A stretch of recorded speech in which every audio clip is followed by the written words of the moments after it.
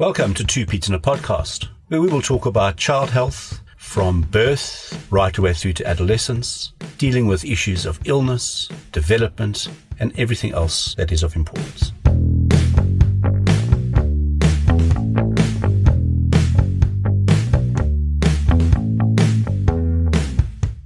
Welcome to Two Pete's in a Podcast. I am Michael Platten and I have Simon Strawn with me. Hello, everybody. Hi. We are in season 2 and we're going to be talking about mouth infections. Last week we went through mouth anatomy and irritation in the mouth and a couple of things about that. And we build up on that now with when something goes wrong. And what happens in the mouth is obviously we have the mouth, but then inside the mouth, things that you don't see is that we all have bacteria in our mouth, and we call those commensals, so commensal organisms, and they work with us to help protect us.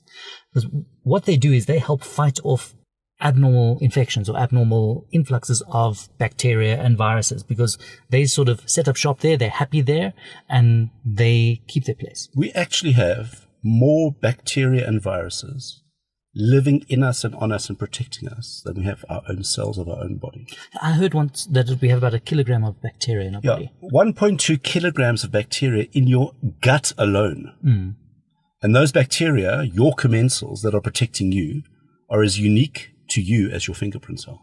So that's a very important point, is that everywhere in the body, if you think that the mouth and the bottom end are literally like in the exterior, because the intestine, even though it's inside you, is exposed from top and bottom to the world.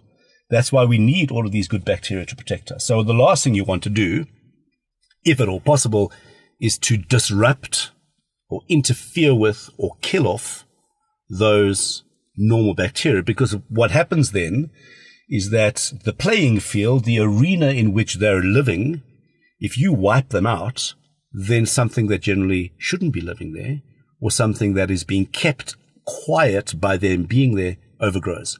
And the most common thing we see is thrush, which is a fungus called Candida albicans. Albicans meaning white. That's why when you look into the throat, you get this kind of white lacy appearance inside the lips on what we call the buccal mucosa. Inside the cheeks, you will see a white lacy, sometimes a slight cottage cheesy kind of look. If it's more extensive, it will extend down onto the soft palate and the uvula.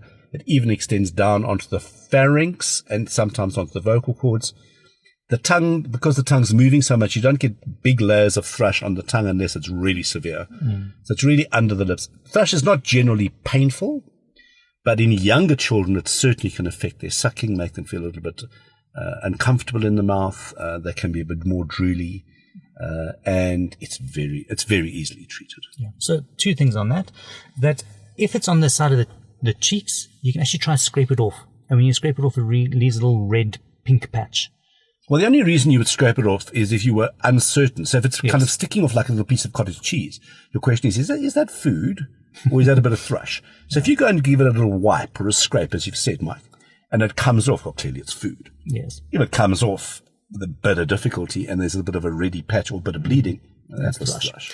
So that was the first thing. Second thing is, because, like Simon, you said, that the tube, it goes from the mouth to the bum, is that if it's in the mouth, it can affect the bum. Correct.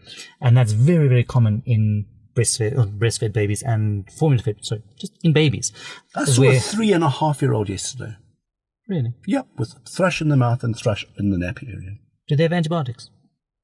Yes, they recently did. Yes, they did. Okay, we'll unpack that. Anyway, so if your baby's breastfeeding or formula feeding, we need to treat the source. We need to identify the source and then treat it.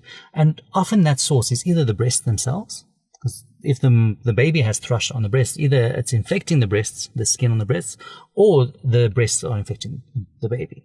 Yeah, if we don't break that cycle, it's going to keep coming back. You may not necessarily see a rash on the nipple or areola, but you certainly will feel a little bit of sensitivity. It'll be different and a bit irritated and a bit itchy. Yeah.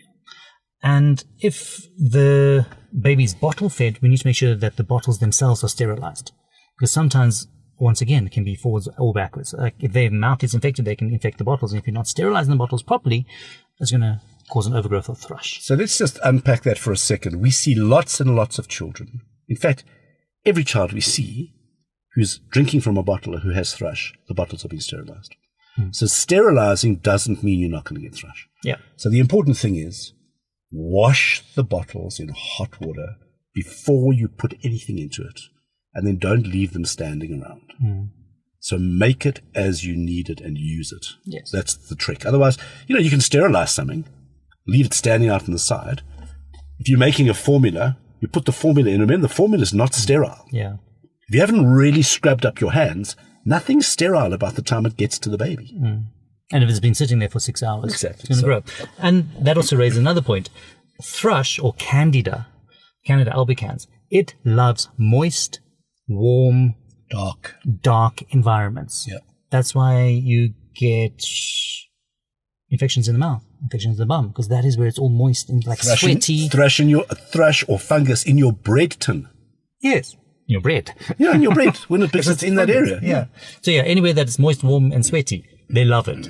So we need to make sure that everything, like if it's affected, we try and dry it out. And so if your child does have thrush, you actually need to get an antifungal. We generally use gels and creams, depending on whether it's mouth or on the skin. There are some liquids that you can get, but it has to be an antifungal. Can't be a mixture of creams or a cortisone-based cream or a moisturizing cream or a glycerine cream. It has to have an antifungal without an antibiotic, just an antifungal, and it clears very quickly. Yeah. Normally it clears within 1 to 2 days, but generally we say treat if it's on the skin and also in the mouth. Treat for 2 days after it disappears. Yeah, I think that's a good rule. Okay, so I think that is probably a good place to end off just for now. We are going to split this podcast in two and carry on with the viral infections that happen in the mouth. And we're going to unpack that because there's a lot of stuff to discuss.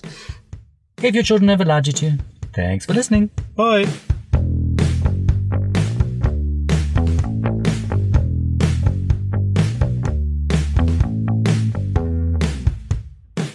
Thanks for listening. If you found this of value, please be sure to sign up to our email list at www.careforkids.co.za, and that's the numeral 4, and subscribe in your favorite podcast app or follow us on Facebook. At 2 Pete in a Podcast. At 2 Pete in a Podcast. TWO, not the numerical 2. This is our disclaimer. The information we have given you in this podcast is our own personal professional opinion. We're giving it to you for your own information. Please don't use it to treat yourself or to treat anybody else. Rather, go and see your own medical healthcare provider and follow their advice.